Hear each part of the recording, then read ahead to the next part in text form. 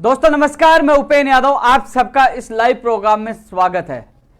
साथियों, आज का जो लाइव विशेष है फर्जीवाड़े को लेकर, सख्त कानून को लेकर और बेरोजगारों को विभिन्न मुद्दों को लेकर, एसआई भर्ती में जो मामला सामने है उसको लेकर। साथियों, वर्तमान में जो हालात बने हैं भर्ती परीक्षाओं को लेकर वो गंभीर है। युवा बेरोजगार योग्य अभ्यर्थी अवसाद में जा रहा है और लगातार हम मांग कर रहे हैं कि इसमें सख्त कानून बने, दोषियों में डर होना चाहिए। ऐसा कानून बने कि वो करने से पहले, कोई भी अपराध करने से पहले 3 बार सोचे और घबराएं कि मैं अपराध करूंगा तो कहीं ना कहीं मुझे बड़ी सजा हो सकती है। साथियों, लगातार हम कोशिश कर रहे हैं, मैं लगातार आप सभी साथियों को, आज एसआई भर्ती के कई अभ्यर्थियों को कॉल और मैसेज आ रहे हैं। वैसे ही रीट को लेकर भी चिंतित है, कृषि प्रेक्षक का कल एग्जाम है उसको लेकर भी चिंतित है, फिर पटवारी की जो 23-24 अक्टूबर को उसको लेकर भी चिंतित है कि मेरी भर्तियों की परीक्षा में क्या होगा। स्वाभाविक है यह सोचना हर बेरोजगार का कि प्रतियोगी परीक्षा जो हम दे रहे हैं क्या वो सही हो पाएगी, पारदर्शिता के साथ हो पाएगी, क्या हमने इतनी मेहनत की उसका फल हमें मिल पाएगा। लेकिन साथियों, लगातार आपने देखा होगा कि लगातार सोशल मीडिया के माध्यम से, मीडिया के माध्यम से चिल्ला चिल्ला के मैं बोल रहा था कि भैया आप आ जाइए सड़कों पर।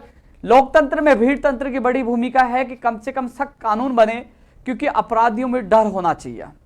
ऐसा ही भर्ती के जो paper leak, video, Omar sheet से लेकर 20 तारीख को होने वाले आंदोलन को लेकर मैं चर्चा करूंगा। लेकिन उससे पहले मैं चर्चा करना चाहूंगा कि जो वर्तमान हालातों को लेकर और उपायों को लेकर। साथियों, ये गंभीर जो वर्तमान परिस्थितियां, उनके जिम्मेदार जो पहले जो कुख्यात हैं, चाहे वो जगदीश बिश्नोई हो, मुझे कल एक अभ्यर्थी मिला कि अमृतलाल मीणा जी का फिर से वो नाम आ रहा है, जो पहले उनका नाम काफी प्रचलित हुआ। हालांकि इनका नाम लेना, लोग कहेंगे कि आपको खतरा होगा, खतरे से मैं खेलता हूं, मुझे कोई फिक्र नहीं है, मरने से कभी घबराता नहीं। लेकिन कम से कम जो संदिग्ध लोग हैं उनके एग्जाम से 1 महीने पहले उनको गिरफ्तार करके जेल में डाल देना चाहिए, क्योंकि कहीं ना कहीं कड़ी वापस उनसे जुड़ी है। दावे के साथ कह सकता हूं दोबारा जांच होगी, कहीं ना कहीं इन लोगों का नाम आएगा। लेकिन वो बेखौफ होकर उद्योग धंधा चला रहे हैं, भर्तियों में बेरोजगारों के भविष्य के साथ खिलवाड़ कर रहे हैं।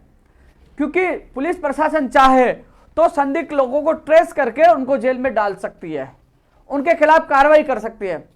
साथियों, लगातार जो हम लोग आवाज उठा रहे हैं, लेकिन जो 10 तारीख का जो प्रोग्राम किया उस समय एसआई भर्ती के जो अभ्यर्थी जो एग्जाम में, हालांकि वो तैयारी में बिजी थे, मैंने कहा कि एक दिन आपका भविष्य, क्योंकि हम हजारों की संख्या में, लाखों की संख्या में जब सड़कों पर उतरेंगे तो कहीं ना कहीं सरकार को कानून बनाना पड़ेगा।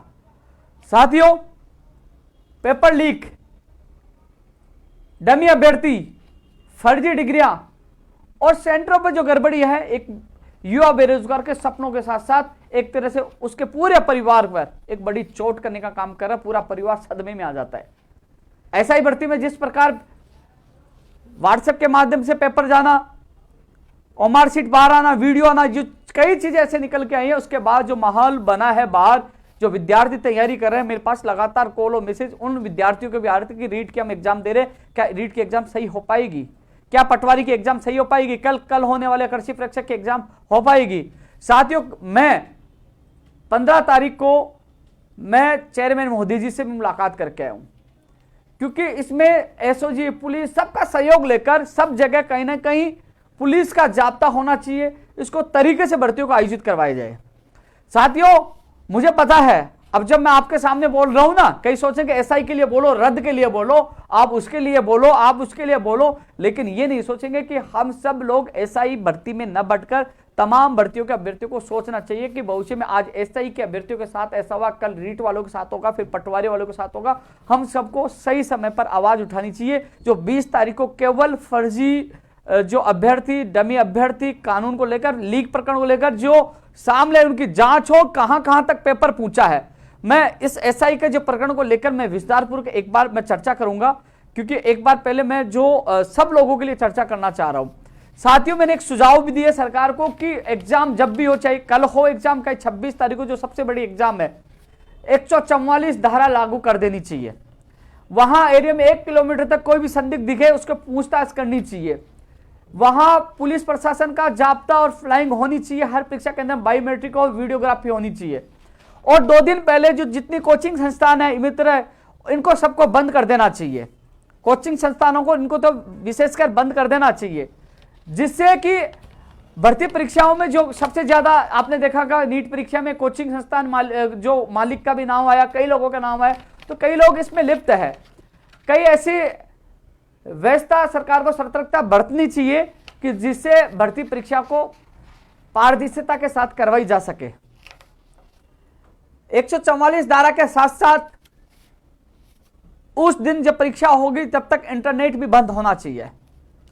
और इसके अलावा सबसे बड़ी चीज जो राज्य सरकार को करना चाहिए, यदि स्कूल की गड़बड़ी पाई जाती है, प्राइवेट स्कूल की गड़बड़ी पाई जाती है, जो कई जगह प्राइवेट स्कूल को भी सेंटर में, उस स्कूल की मान्यता रद्द कर देनी चाहिए तुरंत। और यदि उसमें सरकारी कर्मचारी लिप्त पाया जाता है नकल करवाने में या पेपर भेजने में, उसको भी तुरंत बर्खास्त कर देना चाहिए और जेल में डाल देना चाहिए। ऐसा नियम सरकार को करना चाहिए। साथियों, ये पेपर लीक प्रकरण, ये सारा जो फर्जीवाड़ा सामने आ रहा है, पूरे राजस्थान की छवि भी खराब हो रही है, सरकार की छवि खराब हो रही है। लेकिन एक चीज जिम्मेदारी हम सबकी भी बनती है। कई लोगों ने मुझे कहा कि हम एग्जाम देने गए तो पेपर के जो लिफाफा है वो खुला था, कई चीजें थी। भैया आपको भी विरोध करना चाहिए, उस जगह आवाज उठानी चाहिए। जहां परीक्षा सेंटर में मोबाइल अंदर कैसे गया उसका विरोध आप लोगों को करना चाहिए। राज्य सरकार के साथ साथ आपकी भी जिम्मेदारी है। राज्य सरकार, चाहे अब नीट जो केंद्र सरकार द्वारा जो आयोजित करवाई जा रही थी, राज्य सरकार की जो भर्तियां है, मोदी जी और प्रधानमंत्री जी और मुख्यमंत्री जी की जिम्मेदारी के साथ साथ हम लोगों को भी जागरूक होना पड़ेगा, आवाज उठानी पड़ेगी। साथियों, एक चीज आप बताइए, जहां स्कूल का शिक्षक जो एग्जाम लेने वाला हो, परीक्षा केंद्र, वो उन लोगों के मन में क्या चल रहा है वो आप और हम बता सकते हैं क्या? वो गड़बड़ी करेगा कि नहीं करेगा? वो तो जब घटना होती तब पता चलता है कि इसमें ये लिप्त है। लेकिन इन सबको रोकने के लिए सबसे पहले सख्त कानून की आवश्यकता है, उनमें डर स्थापित होना चाहिए, उनकी पूरी संपत्ति जब्त होनी चाहिए और कम से कम 10 साल तो कम से कम सजा का प्रावधान होना चाहिए। फास्ट ट्रैक एक अदालत हो कि उसको तुरंत सुनवाई करके जेल में डाला जाए, उसकी जमानत नहीं होनी चाहिए। गैर जमानती कानून बनाना चाहिए। जब तक इन लोगों में डर नहीं होगा तब तक ये ऐसी घटनाएं घटित होती रहेंगी और युवा बेरोजगार रोते रहेंगे। सख्त कानून की आवश्यकता है। 26 तारीख को एग्जाम है, 20 तारीख को जयपुर में इकट्ठे हो रहे हैं। जयपुर में भी लाखों लोग यहां तैयारी कर रहे हैं। यदि वो कुछ घंटे निकालकर वहां आते हैं, शहीद स्मारक पर आते हैं, तो कहीं ना कहीं पारदर्शिता के साथ एसआई की भी जांच हो सकती है। एसआई में अब लोग कह रहे हैं, 2 सवाल उठ के आ रहे हैं एसआई भर्ती के लेकर। एक सवाल आ रहा है, कई अभ्यर्थी मैसेज कर रहे हैं, कई अभ्यर्थी अशोभनीय भाषा का भी प्रयोग कर रहे हैं, क्योंकि कई अभ्यर्थी पोस्टपोन कराना चाह रहे थे, कई अभ्यर्थी कह रहे हैं कि भर्ती रद्द करो। लेकिन साथियों, आज भी इस भर्ती को लेकर मैं जब सचिवालय गया, कुछ अधिकारी से मुलाकात की, तो उन्होंने एक दो टूक शब्दों में बात कही कि आपने कहा बताइए आपके पास क्या क्या सबूत है। मैंने कहा सोशल मीडिया पे ये चीज मुझे प्राप्त हुई है, ये सब जगह वीडियो आ रहा है, ओमार शीट आ रही है। इसके अलावा जो व्हाट्सएप पे जो पेपर भेज रहे ये न्यूज में आ रही है, तो ये फर्जीवाड़ा हुआ ना, इससे पेपर लीक हुआ ना। तो उनका सवाल था नहीं, इसकी जांच होगी, जांच होनी चाहिए, जांच होगी, जांच में पता चलेगा कि ये जो व्हाट्सएप के द्वारा भेजा गया वो कहां कहां पहुंचा, किस किस के पास पहुंचा, कितना फैला। उसके बाद ही, जांच के बाद ही पेपर लीक को लेकर रद्द करने का निर्णय होगा। उससे पहले आप बता दीजिए कौन कौन लिप्त है, आप बता दीजिए मार्कशीट किसकी है। आप तो उसमें देख के बता रहे हो जयदू कुमार की है, लेकिन ये बताओ कहां कहां पेपर आउट हो, आप साबित करिए।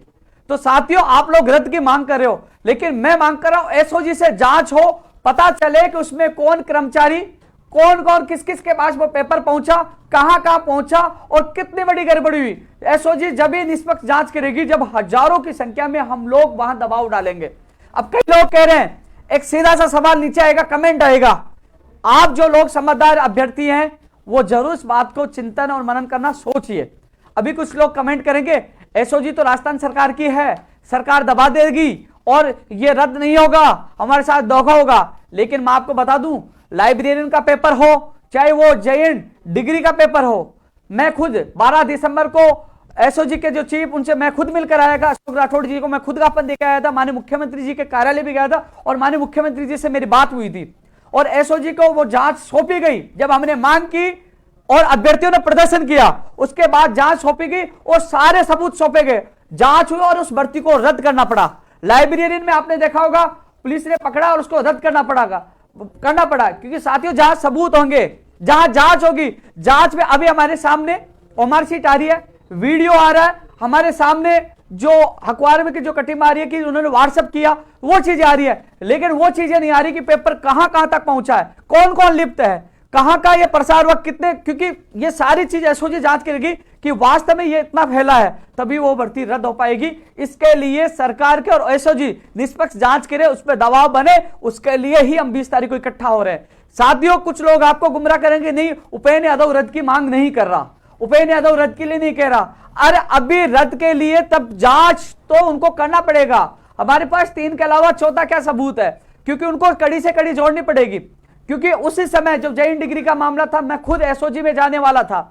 आप मेरी फेसबुक ट्विटर पर जाके देखिए, मैं खुद अशोक राठौड़ जी से मिलने वाला था, एसओजी की मांग की थी और एसओजी को वो मांग जांच सौंपी गई और वो जांच में वो गड़बड़ियां पाई गई और भर्ती रद्द हुई। वही लाइब्रेरियन की भर्ती रद्द हुई।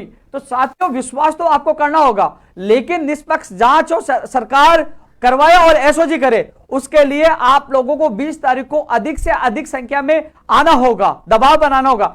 सवाल कई लोग उठा रहे हैं कि उपेंद्र यादव तो सरकार से मिला हुआ है, उपेंद्र यादव तो सरकार के कहने पे काम कर रहा है। ऐसे मैं इन लोगों को पूछना चाहता हूं, तुम्हारी इतनी घटिया सोच है, आप लोगों को गुमराह कर सकते हैं। सरकार से मिला होता है तो उत्तर प्रदेश में जाके मैं लाठियां नहीं खाता, अनशन मुझे करना नहीं पड़ता, आईसीयू में एडमिट नहीं होना पड़ता और पीसीसी के बाहर लाठियां नहीं खाता या धरने पे नहीं बैठना पड़ता। यह जो भी काम करवा रहे संघर्ष से करवा रहे, जहां सरकार की गलती होती है खुला विरोध करता हूं और संघर्ष करता हूं, लेकिन सीधा बस यही है, अरे कम से कम कुछ नहीं कर सकते हो तो बीच में किसी को परमिट करने की आवश्यकता नहीं। और तुम में दम है तो तुम कर लीजिए, मैं कौन सा कह रहा हूं। आप लोग, आपका प्रतिनिधिमंडल राजस्थान बेरोजगार एकीकृत महासंघ कार्यालय में आया, उन्होंने अपनी पीड़ा रखी कि साहब हमारी इसकी जांच होनी चाहिए, कम से कम हमें न्याय मिलना चाहिए। तो मैंने कहा हम आपके साथ हूं। उनसे बात होने के बाद ही 20 तारीख डिसाइड की कि 20 तारीख को हम पुलिस प्रशासन से बात की, कल मैं लेटर पूछाऊंगा और परमिशन लेकर आप लोगों के लिए प्रदर्शन करें। किसके लिए? आप लोगों के लिए करें, कम से कम पता तो चलेगा। आप बताओ, आप सोचिए, जांच होगी तभी तो पता चलेगा कि इसमें कितने लोग लिप्त है, कौन कौन लिप्त है और कहां का पेपर आउट हुआ। वो जांच तो होगी, हम प्रदर्शन करेंगे, लेकिन जांच के साथ साथ एक चीज सबसे बड़ी हमें मांग रखनी होगी। सुन लीजिए, जो सबसे बड़ी मांग है कि जब तक एसओजी की जांच नहीं हो जाती, जब तक एसआई भर्ती 2021 का परिणाम जारी नहीं किया जाए, सुन लीजिए, यह सबसे बड़ी मांग है, परिणाम जारी नहीं किया जाए, परिणाम पे रोक रहे जब तक एसओजी की जांच नहीं हो जाए। और यदि तुम लोग हजारों की संख्या में आप लोग आते हो, वहां बात रखते हो, अरे मेरी आवश्यकता नहीं, आप खुद भी उतर जाइए। लोकतंत्र में भीड़ तंत्र की बड़ी आवश्यकता है। मुझे आप समझते हो कि नहीं, आप लोग आए तो मैं आपकी बात उठा रहा हूं, लेकिन लोकतंत्र आप भीड़ के साथ उतरोगे तो कहने कि सरकार पर एसओजी में दबाव होगा। और एसओजी कि उनको पता है कि जो हजारों की भीड़ इसलिए उतरी है कि कहीं ना कहीं गड़बड़ी है, तो वो निष्पक्ष जांच करेगी। और निष्पक्ष जांच जिस प्रकार जैन डिग्री का भी हुआ रहा, उस समय भी लोग प्रदर्शन कर रहे थे, उस समय मैं एसओजी में जाके आया था, एसओजी को जान दी कि विश्वास तो हम लोगों को करना पड़ेगा, लेकिन उसके लिए लोकतंत्र में दबाव भी बनाना पड़ेगा। जो लोग कह रहे हैं कि रद्द की तो सीधी मांग नहीं कर सकते, क्योंकि वो जब हम आवाज उठाएंगे तो वो कहेंगे भैया हम जांच करेंगे। तो कम से कम जांच में जितने लिप्त हैं उनके खिलाफ कार्रवाई करें और कड़ी से कड़ी जोड़े और जल्द से जल्द जांच करके और इसके अंतिम निर्णय से पूछे यदि वास्तव में ये सारी घटनाएं सही हैं और ये ज्यादा वास्तव में हर जगह फैला है तो उसको रद्द तुरंत करना चाहिए, तुरंत करना चाहिए और निष्पक्ष जांच होनी चाहिए, यह हमारी मांग है। लेकिन जब तक इसका जांच नहीं हो जाए एसओजी से, तब तक इसका परिणाम जारी नहीं होना चाहिए, परिणाम पे रोक होनी चाहिए, यह मांग हम कर रहे हैं। यदि आप लोग, मुझे पता है काफी लोग ये कहते हैं उपेंद्र यादव तो सरकार से जुड़ा, उनकी भाषा बोल रहा है, उनकी भाषा बोलता तो वह धरना प्रदर्शन की 20 तारीख नहीं करता।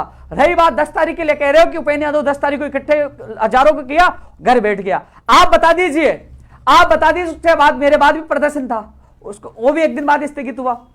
माननीय किरोड़ी मीणा जी कई बार आंदोलन करते हैं, क्या उनकी वार्ता के बाद उनका आंदोलन स्थगित नहीं होता है? कोई भी राजनेता कोई आंदोलन करता है तो वार्ता भी होती है, और वार्ता में जब उनसे मुलाकात होती है तो वार्ता भी करनी पड़ती है और आश्वासन जो देते हैं, क्योंकि किसी के अंदर घुस के थोड़ी देख सकते हैं। भाई वो कहेगा हम ये कर रहे हैं, हम एसओजी को जांच दे रहे हैं, हम निष्पक्ष कर रहे हैं, तो हमें भी मानना पड़ेगा ना। ये मेरी नहीं, 10 तारीख को भी आप मेरे ट्विटर पर जाके देख लीजिए, 9 तारीख को शाम को यह कहा गया कि आपको परमिशन नहीं दी, कि लिखित में हमें लेटर दे दिया गया। 5 जुलाई को मेरे खिलाफ मुकदमा दर्ज कर दिया गया। मुझे नहीं बताया गया, जब मेरा धरना समाप्त हुआ तो मुझे बताया गया कि तेरे खिलाफ एक मुकदमा और है मानसरोवर थाने में। 435 नंबर का जो मुकदमा मेरे खिलाफ दर्ज किया गया वो किस लिए?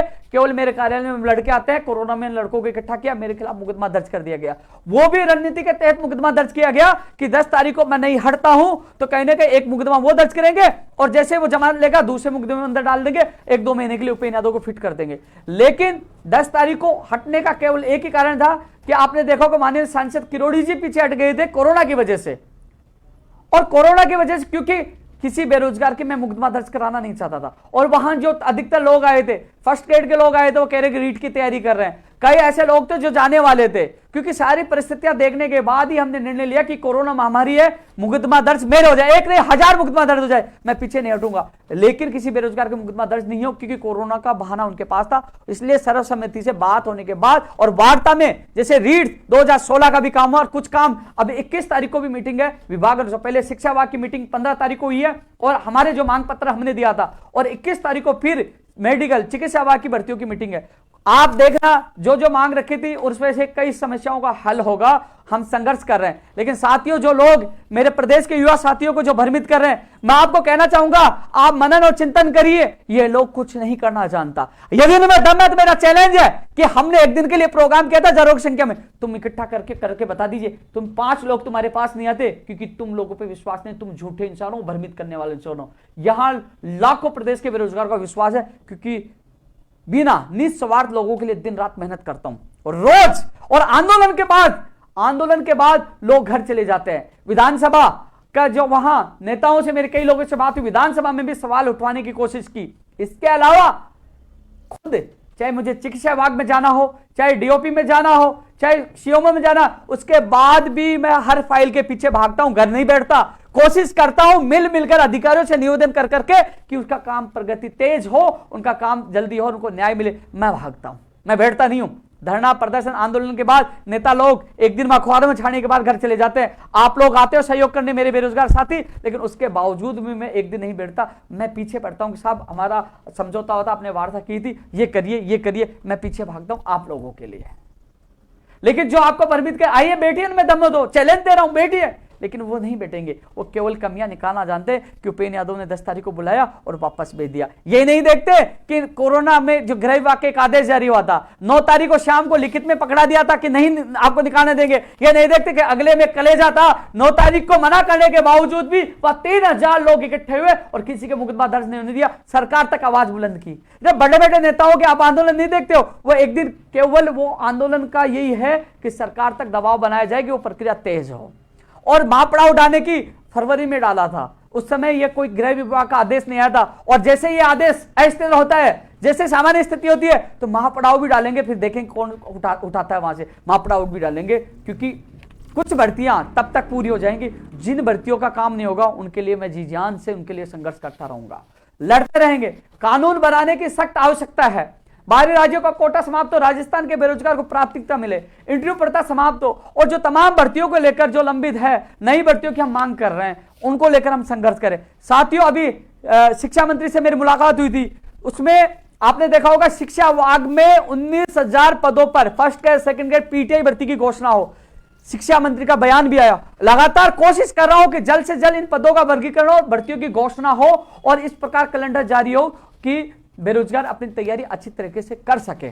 कोशिश 19,000 के लिए करो और जल्द ही इस संघर्ष में भी हमें सफलता मिलेगी। अभी सब लोग चुप है, जब इसकी सफलता मिलेगी तो लोग कहेंगे हमने करा दिया। लेकिन शुरू से लेकर अब तक इसके लिए हम संघर्ष कर रहे हैं। वही चिकित्सा विभाग की प्रयोगशाला सहायक 1534, रेडियोग्राफर, लैब टेक्नीशियन, फार्मासिस्ट, ये तमाम जो भर्तियां लंबित है उसके लिए भी हम प्रयास कर रहे हैं। साथियों, अलग अलग विभागों के मांग पत्र हमने सौंपे थे, चाहे वो ऊर्जा विभाग का हो, चाहे पंचायत राज विभाग का हो, चाहे शिक्षा का हो। अलग अलग विभागों को लेकर मीटिंग, 15 तारीख को शिक्षा विभाग की मीटिंग हुई। अब 21 तारीख को मीटिंग प्रस्तावित है सीएमओ के अधिकारी प्लस विभाग के अधिकारियों के साथ चिकित्सा विभाग की, जिसमें प्रयोगशाला सहायक भर्ती है, रेडियोग्राफर, लैब टेक्नीशियन है, सीएचओ की वेटिंग है। इसके अलावा ईसीजी के 2 अभ्यर्थी वो हैं, नर्सिंग भर्ती 2013 है, जामिया प्रकरण 2000, नर्सिंग भर्ती 2018 का मामला है, 2013 नर्सिंग के साथ आयुर्वेद नर्सिंग भर्ती का मामला है, वार्ड बॉय का मामला 2013 वाला। इसके अलावा साथियों, नई भर्तियों की, चाहे वो दंत चिकित्सक हो, नेत्र सहायक हो, रेडियोग्राफर, लैब टेक्नीशियन हो, नर्सिंग भर्ती एनएमजीएनएम हो, जो नई भर्तियों के साथ साथ लंबित भर्तियों को लेकर एक स्पेशल मीटिंग है, क्योंकि वो हमारे मांग पत्र पर, क्योंकि हमने उस दिन जब ज्ञापन दिया था उन्होंने कहा था कि इस पे लेकर विभागों की मीटिंग भी बुलाएंगे, तो पूरी कोशिश करें स्पेशल एक विभाग सीएमओ के अधिकारियों के साथ मीटिंग हो तो कुछ तो निकल के आए। रेडियोग्राफर लैब टेक्नीशियन 120 और 352 लोग हैं रेडियोग्राफ लैब टेक्नीशियन, उनकी ज्वाइनिंग आदेश जल्द से जल्द हो। न्यायालय में 29 तारीख को जो सुनवाई है उसमें फाइनल निर्णय हो, जिससे एक और सूची जारी हो सके रेडियोग्राफ की। लैब टेक्नीशियन की एक और सूची 22 तारीख के बाद जारी होगी। इसी के 2 अभ्यर्थियों को राहत मिले, न्याय मिले। इसके अलावा नई भर्तियों की मांग है, और जो सीएचओ की जो वेटिंग 1500 प्लस, अभी तक अन्य कई जिलों की बाकी थी और जिलों की लगभग आ चुकी है, 1500 करीब रिक्त पदों की उनके पास सूचना आ चुकी है, तो उसकी वेटिंग सूची सीएचओ की जल्द से जल्द जारी हो।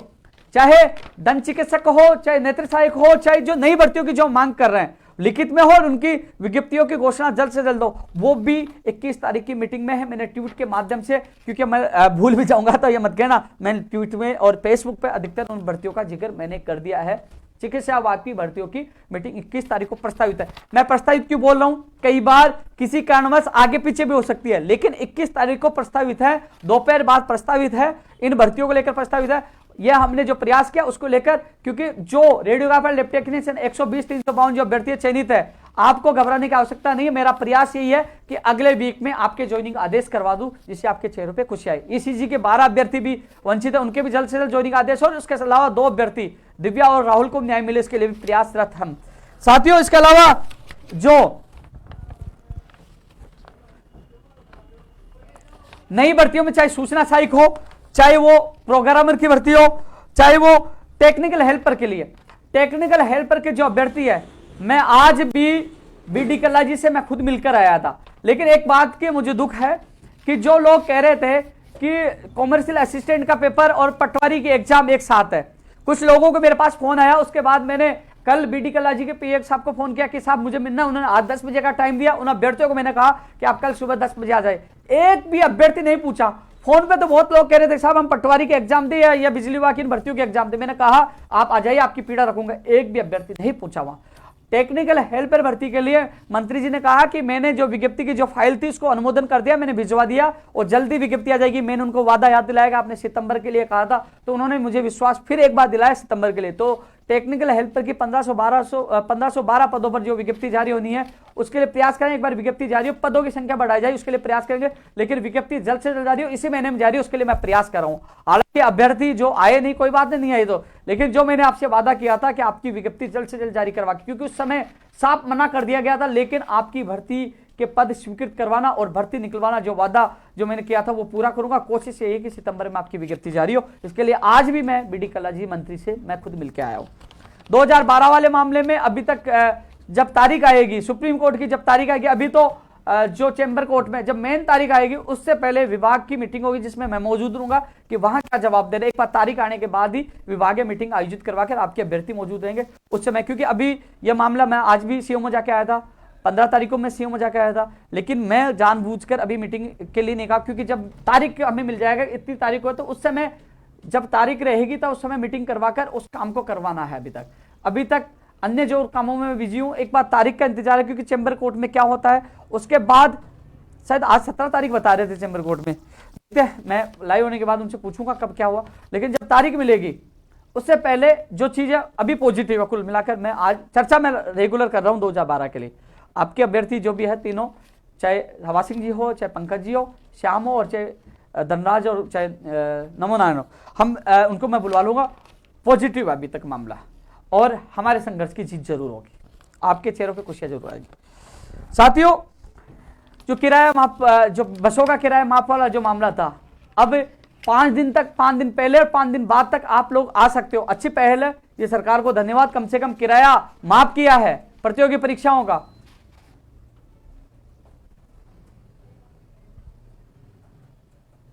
नहीं, प्रवेश पत्र डाल दिए वो तो, इसके रीट के प्रवेश पत्र के लिए मुझे रविंद्र ने बताया कि डाल दिए। कई लोगों को फोन आ रहे थे, तो रीट के प्रवेश पत्र डल चुके हैं। और जो 5 दिन पहले, मैं एक चीज और अपील करना चाहूंगा, भैया संख्या ज्यादा है, 16 लाख से ज्यादा अभ्यर्थी है, 1-2 दिन पहले घर से निकल जाइए। रहने की व्यवस्था आपको करनी है, क्योंकि आप चले गए वहां पूछोगे, एक दिन पहले पूछोगे या उस दिन पूछोगे, पता नहीं उस दिन सेम डे पूछ नहीं पाओ, तो 1-2 दिन पहले घर से निकल जाए। संख्या ज्यादा होगी, भीड़ भड़ाका होगा, इसलिए आपको परीक्षा देने अपना भविष्य बनाना है तो पहले पहुंच जाए। और आपको संदिग्ध कोई चीज दिखे तो संबंधित पड़ोसी पुलिस को जहां भी सूचना देना है कि भैया ये संदिग्ध है, कुछ गड़बड़ियां चल रही है, आप जरूर शिकायत करें। आप भी अपना फर्ज निभाए फर्जी लोगों को पकड़वाने में। रीट 2016 के अभ्यर्थियों को तो खुशखबरी मिल गई। 18 वाला जो सुनवाई है 20 तारीख को, इस संबंध में मैं 3 बार वार्ता करवा दिया, खुद ले जाता हूं। मैं जितनी मदद हो रही है उनकी मदद कर रहा हूं कि 20 तारीख को फाइनल फैसला हो। निर्णय न्यायालय को करना, लेकिन कम से कम फाइनल फैसला हो, जिससे जो अभ्यर्थी कितने दिनों से, कई महीनों से धरना दे रहे हैं, उनका धरना समाप्त हो। पूरी कोशिश कर रहा हूं मैं उसके लिए।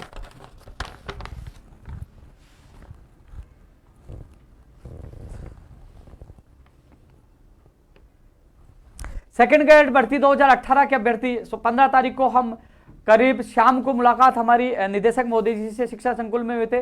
अभ्यर्थी साथ मौजूद थे और निदेशक महोदय जी ने कहा था कि जल्द आपको खुशखबरी मिल जाएगी। उन्होंने 21 तारीख बोला, जबकि पहले ही आज उनके मंडल आवंटन के जो परिपत्र के लिंक ओपन हो गया है और जल्दी ही उनको ज्वाइनिंग मिल जाएगी। अब मंडल आवंटन के लिए जो पत्र लिंक ओपन हो गया है, तो ये अच्छी खबर है। धन्यवाद मैं निदेशक महोदय जी को। अभ्यर्थी जो साथ आए थे, साथ ले जाकर उनकी वार्ता करवाई और उनके सामने परिणाम है।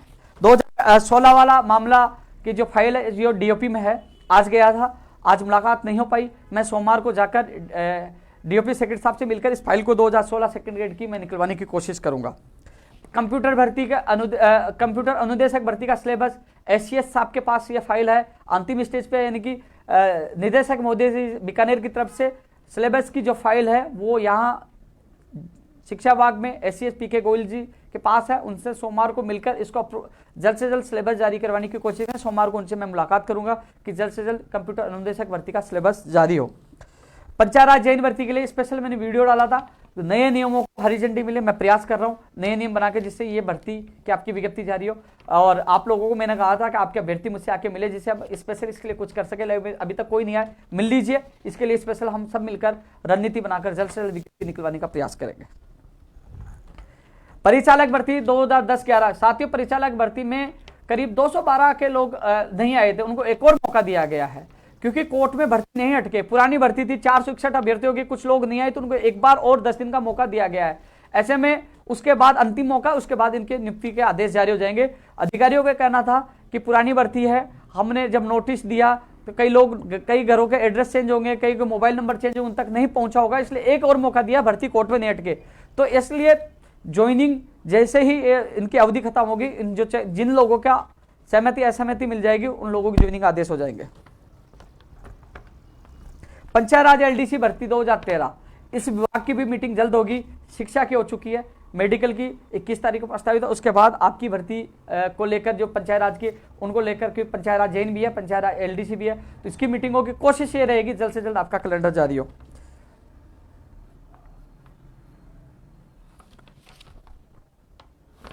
शिक्षा विभाग में 19,000 वाला वर्गीकरण जल्द से जल्द जारी हो, उसके लिए प्रयास कर रहे हैं। साथियों एक चीज और मैं बताना चाहूंगा, जो तमाम लोग मेरा वीडियो देखते हैं, बाद में देखते हैं, कई लोग लाइव देखते हैं, ट्विटर पे मैं अपडेट डालता हूं, यूट्यूब पे डालता हूं। यूट्यूब पे 1 लाख सब्सक्राइबर हो चुके हैं और ट्विटर पे करीब 3,88,000 लोग सब्सक्राइबर है। फेसबुक पे भी 1 लाख होने वाले हैं।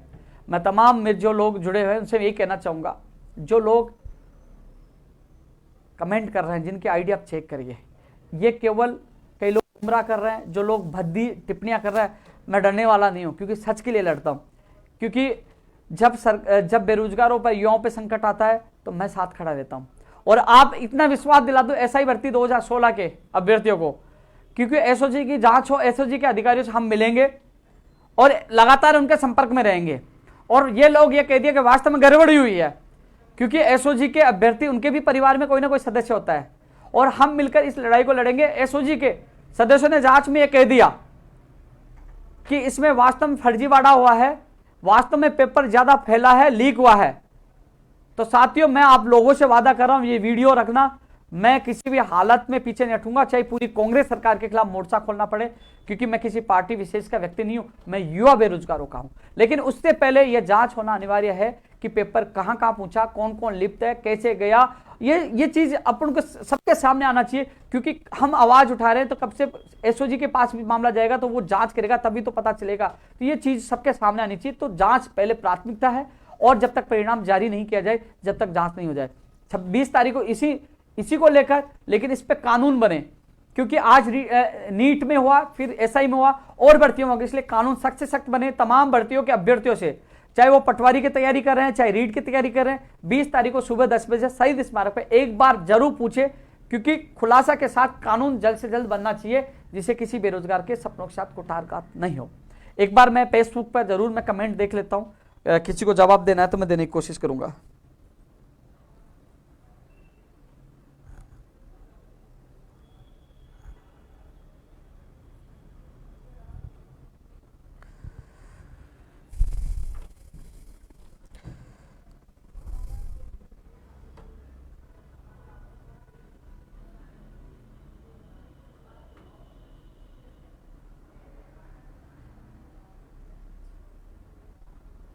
कैसे गया?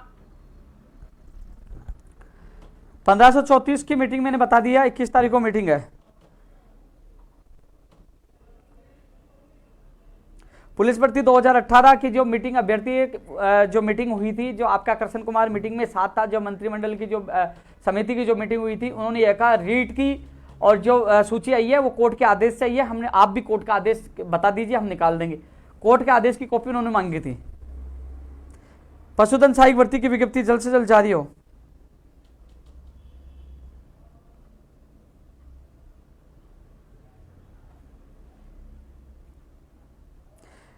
सुरेंद्र सिंह जी, फर्स्ट ग्रेड की विज्ञप्ति जल्द से जल्द जारी कराने की घोषणा कराने की मैं पूरी कोशिश कर रहा हूं, पीटीआई के लिए पूरी कोशिश कर रहा हूं।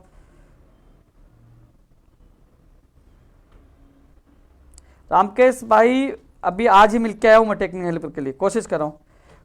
मुकेश जी, मैंने पहले भी कहा कोर्ट एलडीसी भर्ती, देखिए यह जोधपुर का है, मैं जयपुर से निकल नहीं पा रहा, मैं माफी चाहता हूं। यहाँ जयपुर में होता मैं जाकर आपके लिए कोशिश करता, जोधपुर नहीं जा पा रहा, लेकिन कोशिश करूंगा टाइम निकाल के जाने के। राजकुमार जी, मैं पूरी कोशिश करूंगा।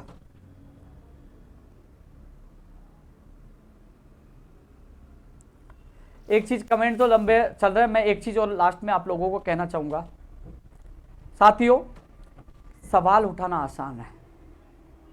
आपको यह लगता है कि मुझसे कोई बेहतरीन काम कर सकता है, वो राजस्थान बेरोजगार एकीकृत महासंघ का अध्यक्ष बन सकता है। लेकिन जो आरोप, जिस प्रकार कुछ लोग भर में टिप्पणियां करते हैं, आप सोचिए, पिछले 9 साल से सारी राजनीतिक पार्टियों से झगड़ा करके, लड़ झगड़ के, जेल जाके, मुकदमा खा के, अनशन करके, लाठियां खा के, करीब 1.5 से 2 लाख परिवारों को आज सरकारी जॉब मिला, आज वो नौकरियां कर रहे हैं।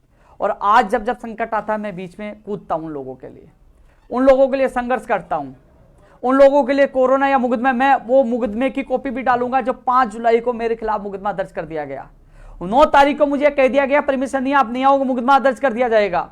एडिशनल एसपी से मेरी फोन पे बात हुई तो मुझे कहा कि आपके खिलाफ मुकदमा दर्ज होगा, लेकिन मैं जिद्दी था, जोश था, जुनून था कि नहीं, मैं इस दिन आवाज उठाऊंगा, क्योंकि मैं ये कैंसिल कर दूंगा तो ये लोग कहेंगे उपेंद्र यादव डर गया, और उन्होंने ये 10 तारीख का आंदोलन कैंसिल कर दिया। और उस दिन एक ही मैं धन्यवाद देना चाहूंगा आप सबको, न मेरे पास गाड़ियां थी, न मेरे पास खाने और आपके लिए नाश्ते की व्यवस्था थी, न टेंट था।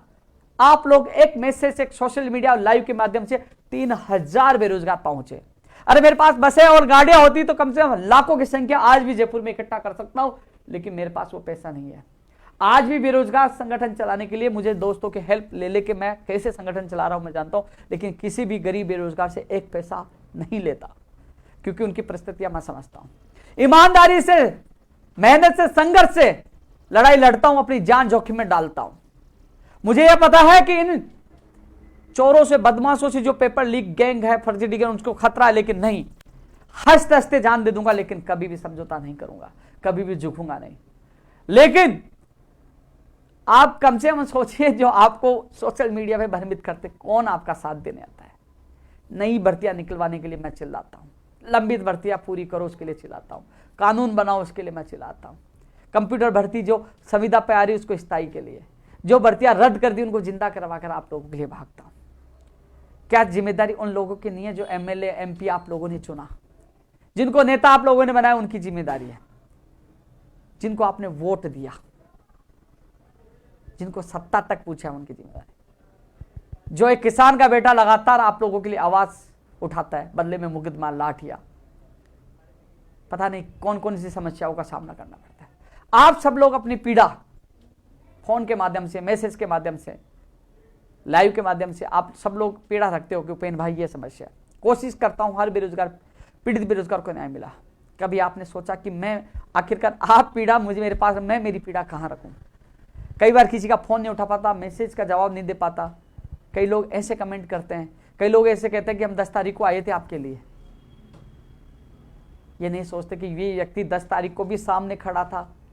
सब लोग चले गए, उसके बाद शाम को जाके खाना खाया, पूरे दिन में भूखा धूप में खड़ा रहा, किसके लिए मेहनत कर रहा था। जो 9 तारीख को परमिशन नहीं दी, उसकी कॉपी भी मैंने ट्वीट किया था, पढ़ लेना, लिखित में पूरा लिखा हुआ कि आपको परमिशन नहीं दी जाती गृह विभाग के गाइडलाइन के अनुसार।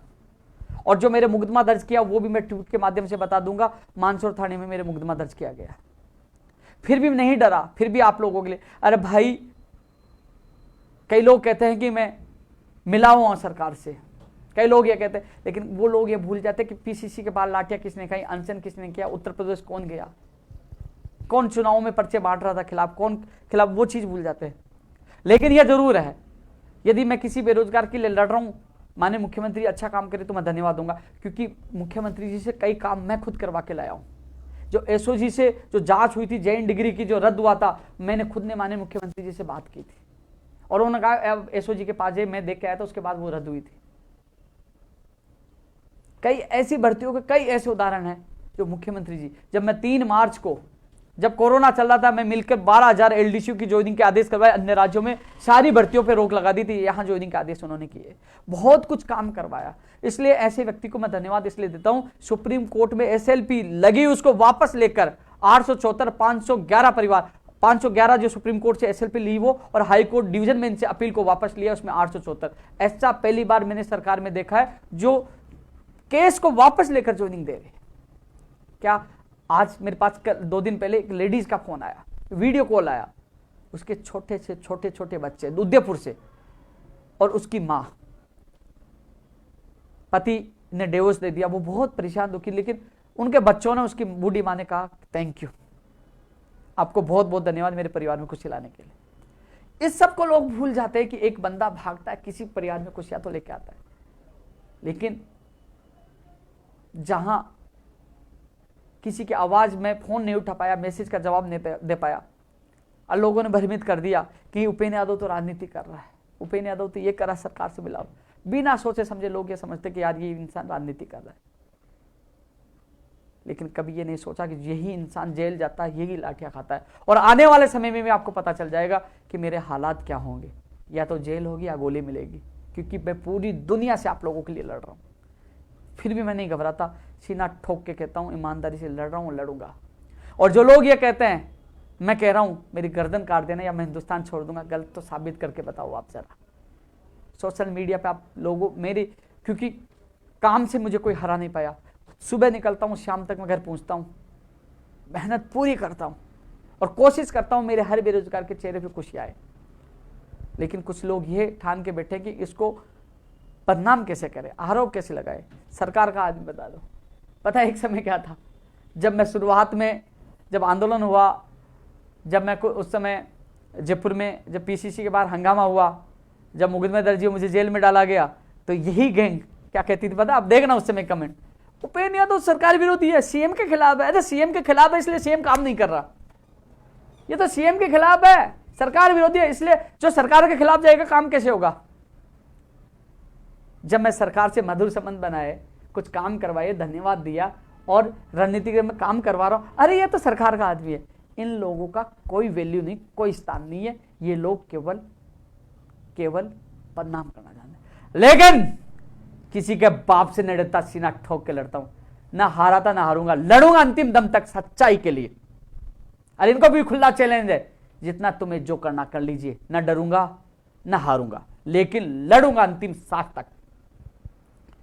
तमाम और भर्तियों का जिक्र मैं इसलिए नहीं कर रहा कि आज का जो लाइव था फर्जीवाड़े को लेकर, सख्त कानून को लेकर, 20 तारीख के आंदोलन को लेकर, और जो कुछ मुद्दे जो होने वाले हैं उनको लेकर। लेकिन साथियों, मैं कोशिश करता हूं जो कोर्ट में लंबित है और भी भर्तियां वो बाहर निकले, नई भर्तियों की विज्ञप्तियां जारी हो, और जो 26 जो मैंने सुझाव दिए थे उस कमेटी को वो लागू हो। लगातार प्रयास करता हूं।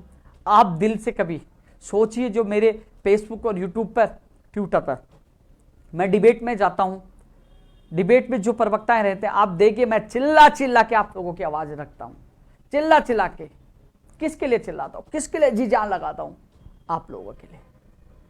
जिस दिन ये चीज समझ जाओगे कि इस दुनिया में कोई एक इंसान है, पता है मैं मेरे परिवार तक भी नहीं जा पाता, मिल नहीं पाता, छोटा भाई बीमार है, घर तक नहीं पूछ पाता, मैं जाऊंगा यार, मैं ये काम कर लेता हूँ यार, उस परिवार को खुशियां मिलेगी, लेकिन घर नहीं पहुंच पाता, आप लोगों के लिए जी जान लगाता हूं। खैर, आप लोग जब समझोगे तो शायद बहुत देर हो चुकी होगी, लेकिन आप लोगों को आज समझने का समय है। समझिए, जानिए कि आपके साथ कौन साथ दे रहा है। भ्रमित करने वाले, झूठ बोलने वाले बहुत पब्लिक आएगी, लेकिन सच्चे इंसान बहुत कम आएंगे।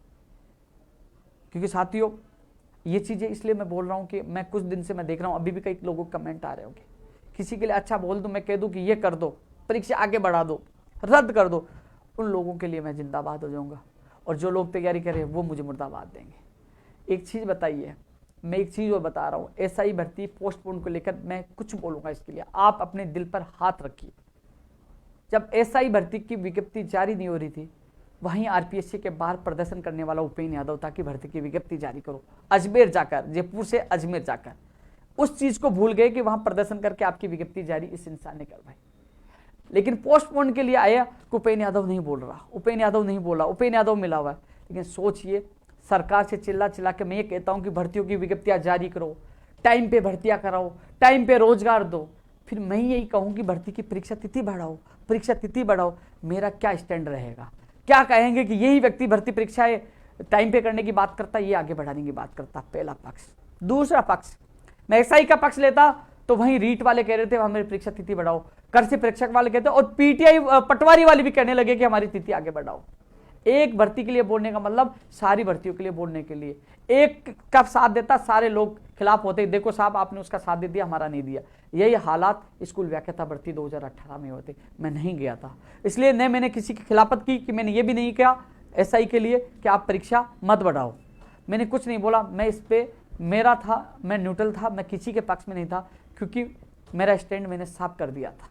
हाँ, ये जरूर है, आप लोगों से एक सबसे बड़ी गलती हुई, आप चाहते हैं मेरे पास भी आते, और आप सबसे पहले जिस दिन 3 दिन की जो परीक्षा तिथि की घोषणा हुई तो आप इसका विरोध करते, सड़कों पे उतरते, मैं साथ नहीं देता तो आप कहते कि उपेंद्र यादव आपने साथ नहीं दिया। उस दिन मैं आपके साथ सड़कों पर होता, वो वाजिब मांग थी। लेकिन जो आगे बढ़ाने वाली 2 पक्ष बनते हैं, एक तैयारी करने वाला, एक आगे बढ़ाने वाला, एक का साथ देते मुझे गाली पड़ती है, और दूसरी एग्जाम वाला फिर आता है कि हमारी बढ़वा दीजिए। और वैसे सरकार में फिर क्या मेरा स्टैंड होता है कि साहब ये तो ये निकलवाता है, ये आगे बढ़वाता है। इस कारण से मैं किसी भी भर्ती की परीक्षा तिथि बढ़ाने का पक्ष नहीं लेता। पहले स्कूल व्याख्याता का नहीं लिया, फिर कृषि परीक्षक का नहीं लिया, फिर रीट का नहीं लिया, फिर एसआई का नहीं लिया। ये मेरी मजबूरियां हैं, लेकिन कम से कम इससे पहले आप सोचिए कि भर्ती निकलवाने से लेकर लगातार बेरोजगार की आवाज कौन उठाता है। अब आप लोगों के ऊपर संकट आया, पेपर लीक की जो घटनाएं सामने आई, मार्कशीट बाहर आई, वीडियो बाहर आया, तो आप लोग सोशल मीडिया पे न्यूज में आया, लेकिन सब लोग वो दुखी थे। मैंने मीटिंग बुलाई और सबसे पहले ऐलान किया कि इसकी जांच हो। हालांकि आरपीसी की तरफ से बयान आया कि हम जांच करवा रहे, लेकिन नहीं, लोकतंत्र में जब भीड़ तंत्रों के दबाव बनाएगी तो निष्पक्ष जांच होनी चाहिए, तह तक जाना चाहिए, कौन कौन लिप्त है उनके खिलाफ कार्रवाई हो, और जो फर्जीवाड़ा ये बड़े रूप से हुआ एसओजी की जांच में आता है तो तुरंत रद्द किया जाए। ये चीज हम 20 तारीख को रखने वाले। आपके ऊपर संकट आया, अब मैं ही आपके साथ 20 तारीख को आ रहा हूं, और जब जब संकट आएगा आपके साथ मैं ही रहूंगा। वो लोग नहीं आएंगे जो आप लोगों को भ्रमित करते हैं। आप सोचिए, चिंतन करिए, मनन करिए, कौन गलत है कौन सही है। यदि मैं गलत हूं तो आप मुझे बता दीजिए, मेरे जगह कोई भी बेरोजगार संघ अध्यक्ष बन सकता है, आप लोग को आमंत्रित। लेकिन मैं सच के लिए पहले भी लड़ता था, हमेशा लड़ता हूँ। जय हिंद, जय भारत।